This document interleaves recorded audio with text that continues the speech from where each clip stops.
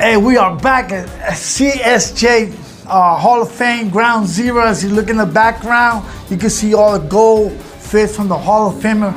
But I got a special one here. I got Sherman Tank Williams, 2026 Class of Hall of Fame. Man, congratulations, champ. Absolutely. Thank you very much. It's been a pleasure and an honor to be here, and I'm privileged and proud to be an inductee in the 2026 Class Hall of Fame, Florida Boxing. I mean, your classmate, you talked very briefly. Tell me a little bit about stories with Gold Rush, and how you guys came along. Yeah, the boxing circuit has been small. You know, coming from the Bahamas, I was able to get into all the gyms from South Florida to Jacksonville to Pensacola. And it's really cool to see a lot of the fighters here that I haven't seen in many years. A lot of them that we sparred, I mean, hundreds of rounds with, like Michael Gold Rush. I saw today, China Smith. I saw, Richard Hall. A lot of these guys we done many rounds with, and it's a pleasure to be inducted along with fighters that actually fought in my era. Florida's rich with boxing, and particularly in Miami-Dade County, Fort Lauderdale, every gym in Hialeah with all the Cubans, with all the ones that was defecting back in the day, Ramon Gabe and all these guys. So it's very historical, and I think what SJC is doing is very important. So all of these great fighters and legends will never be forgotten. I encourage everybody, if you're ever on the West Coast in Fort Myers, to come and look at the museum. I mean, everybody that's been anybody in boxing is here in this Hall of Fame. It's great, and like I say, I'm very honored to be here today. Hey, and like you fought Grace, man. Like you was just talking about Holyfield, Parker. I mean, to me, they don't make them like they used to. Yeah, I mean, they said we're the last of Mohegans. We was when the fights were real. This is none of the fights that they have today. The sideshow, so to speak. It don't seem serious. It seems like it's more about entertainment and not about the actual sport. It's the sweet science. So the sweet science is somewhat gone. There's a few left, but the class of 2026 and the ones before us was definitely the real deal. And we're just gonna do our best to keep boxing alive, keep boxing true to what it was always. Fighters, training, establishing themselves in the craft, starting at amateur fighting, actually developing a pedigree, so to speak, with real fighters. It should never be where some clown could be on YouTube and be a YouTuber, and all of a sudden they're having more attention on real fighters. So what the boxing community needs to do is see that we all work together. To first and the foremost, keep real boxing alive, and let's preserve the legacy that was passed on to us so we can pass it on to the next generation. Yeah, there was no shortcut back then, and there shouldn't be no shortcuts now. That's exactly what my man just said. And your family back at home, everybody that has contributed through your lifetime, have been there. The wife, the family, man, what do you want to say to everyone, man? Yeah, my wife, my family, all of my supporters, starting back in humble days in the Bahamas. Like I said, I saw Freeman Barr. He was inducted, I think, in the class of 2018. We went as amateurs to get to the Dominican Republic back in 1992. Wow. It was different then. Everybody could fight. Even the kids on the street could fight. So it was real. It was very competitive. It wasn't watered down, and it was all about the sport. Like I said, the Bahamas had a rich history and still do. My wife and I, we worked on a project and a program called Bahamian Sun Promotion, and what that was established to do was to create a platform for up-and-coming fighters. Of course, it wasn't easy. It's a struggle. We did the last show was in 2019 in Nassau. The one before that was in Grand Bahama in 2018, and it's been like almost 40 years before that. Prior to that, it was 40 years since they've seen a professional bout. But that was my commitment and our commitment to keep the sport alive and to push boxing. UFC came along, and most of the kids are more interested in UFC.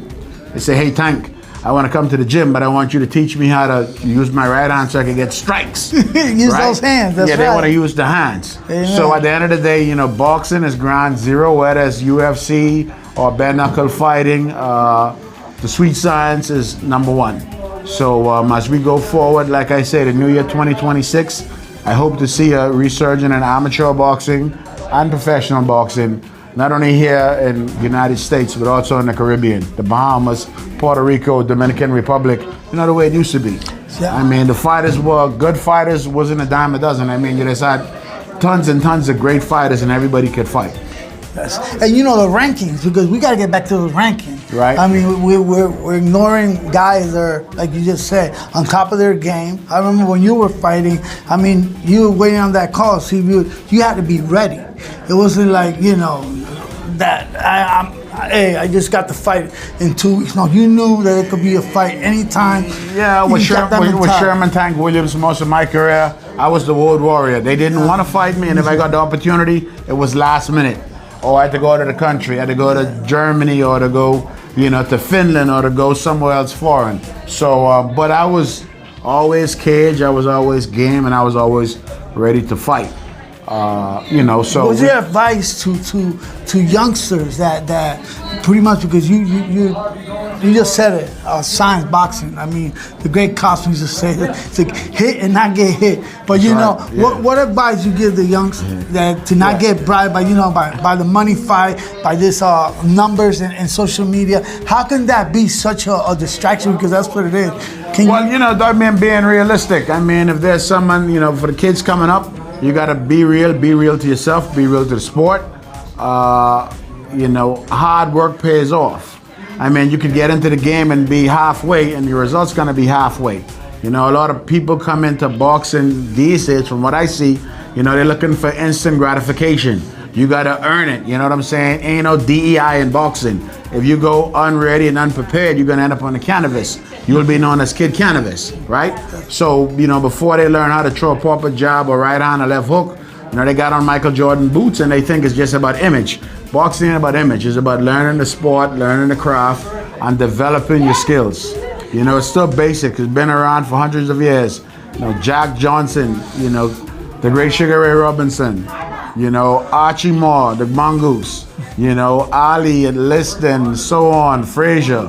Even Larry Holmes, 7 years, held a title. I always say it's always the basic. We use Larry Holmes as a good example. They say he never was body beautiful, but if you watch Holmes, he developed into a better tactician than Ali. He learned as being Ali's sparring partner, but he developed his craft, the way he flowed around the ring, the way he used his arms, the way he used his jab. That's what it's all about, being able to develop the craft. It's no instant gratification. You're not gonna just be rewarded, because like I said, in the fight game, DEI don't exist. If you go unprepared, you're gonna get what the duck get, and nobody wants that. Another thing is 61 fights in your profession, man. 60. I really 50 fights. I rarely will see fighters, especially in the heavyweight division, reach 50 fights. The amount of time they're fighting a year, averaging 2, if that. Right. Fighting Right. But on consistency, and like I said, I always showed up to fight. I've never been stopped, never been knocked out, never been knocked down. Take care of myself inside the ring, outside of the ring. Spiritually, I try to stay grounded as best as possible. Put God first, and just use common sense. You know what I'm saying? Common sense is the key. You can't abuse anything. And remember, you have to love yourself first, love yourself more. And whatever you put into it, you're gonna get out of it. Boxing has been good to me. I still train, I still work out. Sometimes I still have the issue to jump back in the ring. They've been throwing all these exhibitions, but they've been calling fighters that they know ain't coming to fight.